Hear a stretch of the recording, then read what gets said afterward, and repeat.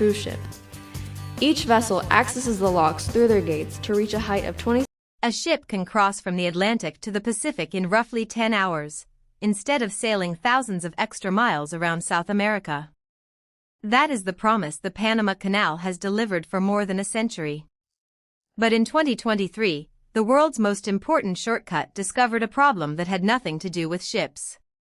The water was running out.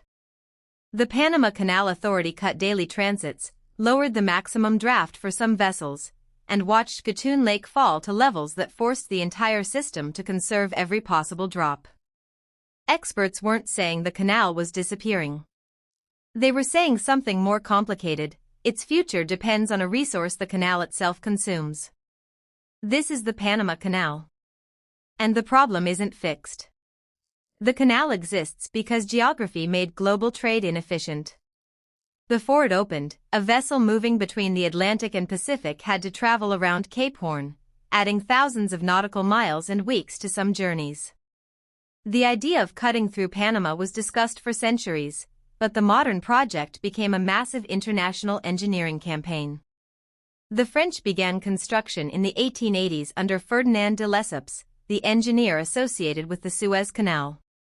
That effort failed amid disease, financial problems, and engineering difficulties. The United States took control of the project in the early 20th century, and President Theodore Roosevelt treated the canal as both a strategic necessity and a commercial opportunity. The American project eventually settled on a lock canal rather than a sea-level canal. John Frank Stevens played a major role in organizing the construction, while George Washington Goethals later led the project to completion. The Panama Canal officially opened on August 15, 1914. The brief was simple to describe and extraordinarily difficult to execute: create a navigable waterway across the Isthmus of Panama, lift ships above sea level through locks, carry them across an artificial lake, and lower them again on the opposite coast. It wasn't built because the engineers wanted a clever structure. It was built because the world wanted a shortcut. And the achievement was enormous. The canal transformed global shipping, connecting the Atlantic and Pacific through a system of artificial lakes, excavated channels, and locks. The American construction era excavated roughly 238.8 million cubic yards of material, while the earlier French work added around 30 million more. The total human cost was also enormous, with the Panama Canal Authority recording 5,609 deaths from disease and accidents during the American construction era alone. Then came the modern expansion. The original Panamax locks were eventually joined by the Neo-Panamax locks, which opened in 2016 as part of the Panama Canal expansion. These larger chambers allowed much bigger ships to cross the isthmus, reshaping the economics of container shipping and liquefied natural gas transport. The expanded canal was designed to handle the modern maritime world. Ships enter enormous lock chambers, water is moved through the system, and vessels are raised or lowered between sea level and Gatun Lake. Gatun Lake is the heart of the operation. And that is where the story changes. In theory, the Panama Canal is a waterway. In theory, because here's what the press release doesn't mention. The canal isn't simply using water as scenery.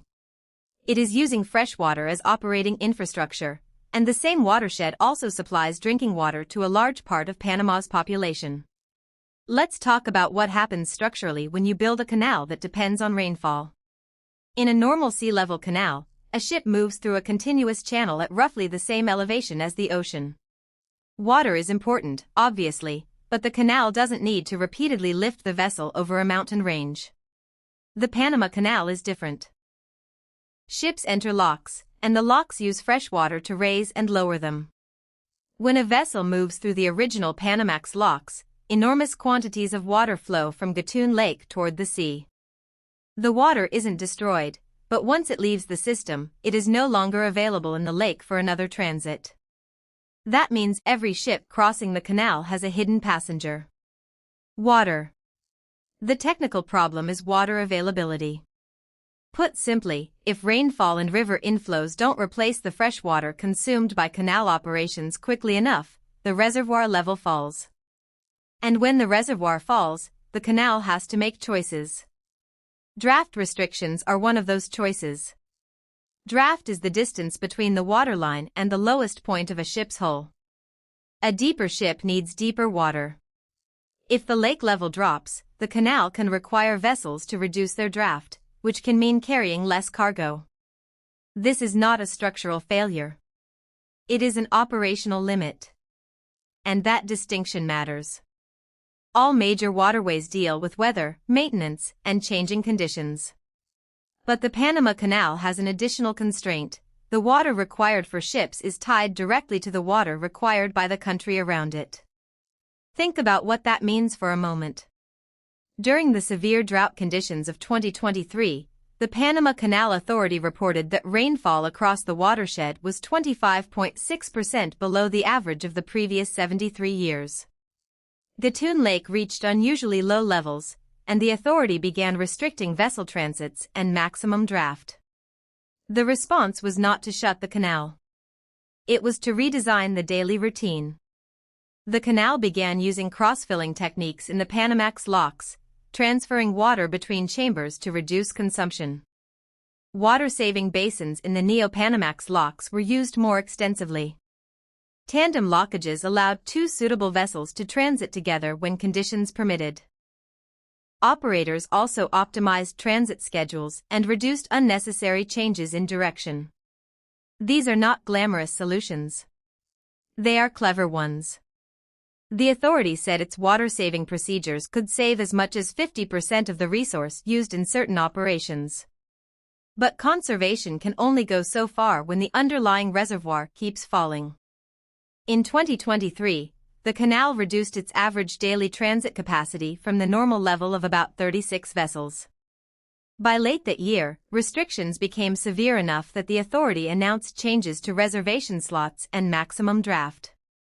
In December 2023, the canal was operating with 22 daily transits, compared with a regular scenario of 36. The maximum draft for Neo-Panamax vessels had also been reduced to 44 feet. That sounds like an administrative adjustment. It wasn't. But here's something about this building that nobody ever explains. This isn't a building. It's an entire engineered ecosystem. The canal's hidden complication is that the thing ordinary people notice most, the ship, is only one part of the system. Behind it are lock gates, valves, water-saving basins, reservoirs, navigation channels, maintenance crews, weather forecasts, reservation systems, and a fresh water supply that has to serve people as well as ships. And this part barely gets mentioned anywhere. A container ship can be perfectly seaworthy and still face a problem at Panama. Its cargo may be limited by draft. A vessel can be ready to sail, its engines running, its crew aboard, its containers stacked high, and still have to wait because the water beneath its hull isn't deep enough for the authorized loading condition. That affects shipping companies, cargo schedules, fuel consumption, and freight economics. But here's the detail nobody surfaces. The water challenge also affects the people living around the canal. The canal watershed isn't an isolated industrial pond. Gatun and Alhajuela reservoirs are part of a wider freshwater system, and the Panama Canal Authority has repeatedly emphasized the need to balance navigation with the country's drinking water requirements. So the canal has been forced into a very ordinary human problem. Who gets the water first? There is no simple answer. Then came the incident that made the problem visible to the world. In late 2023, the drought had moved from an environmental concern into an operational crisis. Within months, daily transit capacity had been reduced. Within weeks, shipping companies were watching reservation availability. Within days, individual vessels could face restrictions based on their draft. And behind all of it was a lake whose level was being watched every morning. Nobody was hurt. No lock catastrophically failed. No giant ship sank. The incident was quieter than that. The system simply became less capable of doing what it had been designed to do. And that may be the more important story. The Panama Canal is not the first major piece of infrastructure to discover that its environment can change faster than its original assumptions.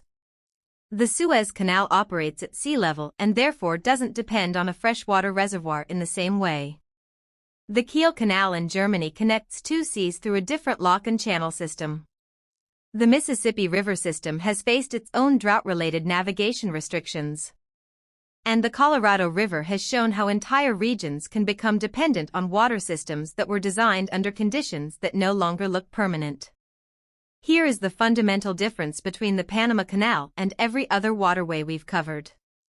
The canal doesn't simply move ships through geography. It spends fresh water to do it. That makes the future question much harder. Because the real-time bomb isn't a cracked lock gate. It's variability. The Panama Canal Authority has warned that changing climate patterns and drought conditions can affect water availability, and it has been studying long-term solutions to protect the water supply. The authority has also worked with the United States Army Corps of Engineers on alternatives connected to water sustainability. One major proposed direction has been the development of additional water resources, including projects associated with the Rio Indio watershed. But here's the question that sits beneath all of this. How much water does the canal need in a world where rainfall becomes harder to predict? The answer depends on ships, population, climate, and engineering. Material fatigue matters in any century-old infrastructure system. Gates age. Concrete ages. Mechanical components require maintenance. But for the Panama Canal, the immediate uncertainty is less about whether the locks can physically survive and more about whether the water system around them can reliably support the traffic the global economy expects. There is no historical data for what a modern expanded Panama Canal looks like under decades of repeated extreme drought, because the Neo-Panamax locks opened only in 2016. This is the first. It is the only one. By 2050, engineers will have decades more operating data than they have today. They will compare reservoir levels, rainfall patterns, vessel sizes, transit numbers, and water consumption. They will know which conservation measures worked and which did not. And they will inherit a canal that was built for one climate history and operated through another. That doesn't mean the canal will fail. It means the engineers of 2050 will be reading data that the engineers of 1914 never had. And honestly, that's a little unsettling. Because the original builders knew the jungle. They knew landslides. They knew disease. They knew the enormous physical effort required to cut through Panama. What they could not know was how a century of global shipping would change the demand placed on the water system they created. Today, the canal still works. Ships still arrive. They still pass through the locks, rising from sea level toward Gatun Lake before descending again toward the opposite ocean. For a passenger standing on a ship's deck, the experience can feel almost strangely calm. The steel gate closes. Water rises around the hull. The concrete walls sit only a few meters away. Then, slowly, the vessel moves forward. Somewhere below, pumps, valves, gates, and gravity are doing the work. Not slightly. Not as a design flourish. The entire system depends on getting the water balance right. Millions of people use products that move through this route. Containers carry electronics, clothing, machinery, food, and fuel. Cruise passengers photograph the locks. Tourists watch ships rise and fall. Workers inspect equipment, monitor reservoirs, and operate one of the world's most important transportation systems.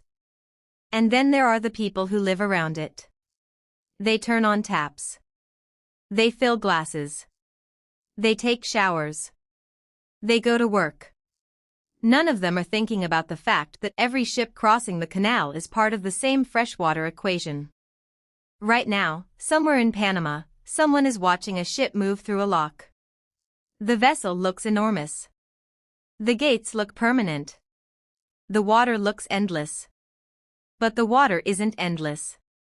And that is the question the Panama Canal now has to answer. Not whether it can survive, whether the system around it can keep supplying what survival requires. Drop it below. Would you book a trip through the Panama Canal knowing how much freshwater the journey depends on? See you in the next one. Verify. Panama Canal, name of the waterway and institution discussed. Panama Canal Authority, current authority responsible for canal operations. Ferdinand de Lesseps, French engineer associated with the Suez Canal and the early French Panama Canal project. Theodore Roosevelt, U.S. President who strongly supported the American Panama Canal project.